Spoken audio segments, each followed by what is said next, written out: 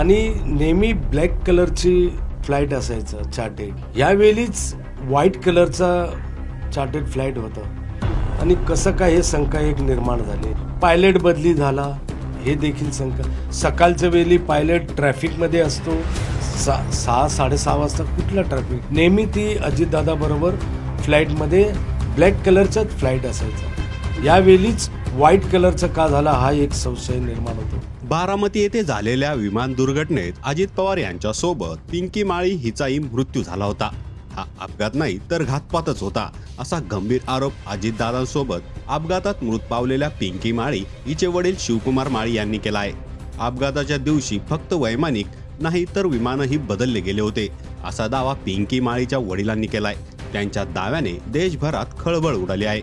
कारण की पिंकी अजितदादा बरोबर 5वी टर्म होती आणि नेहमी ब्लॅक कलरची फ्लाईट असायचं चार्टेड. यावेळीच व्हाईट कलरचा चार्टेड फ्लाईट होतं आणि कसं काय हे शंका एक निर्माण झाली. पायलट बदली झाला हे देखील शंका. म्हणजे जे रोहितदादा पवारांनी जे सविस्तारमध्ये विषय मांडलेले आहेत मी त्या विषयाची सहमत आहे. ॲक्सिडेंट आहे तर का आहे.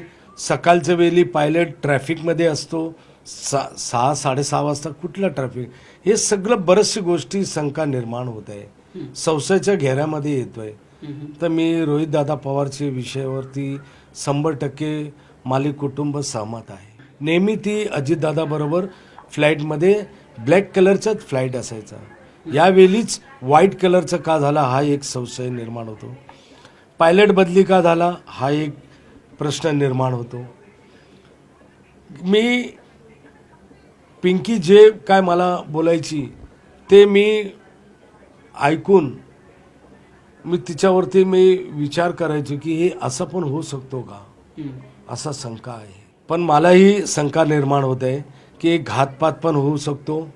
एवढा मोठा नेता गमावला आहे मी आणि दादा पुरे महाराष्ट्राचे नेते होते, आमचे नेते होते. याची इन्क्वायरी व्हायला पाहिजे.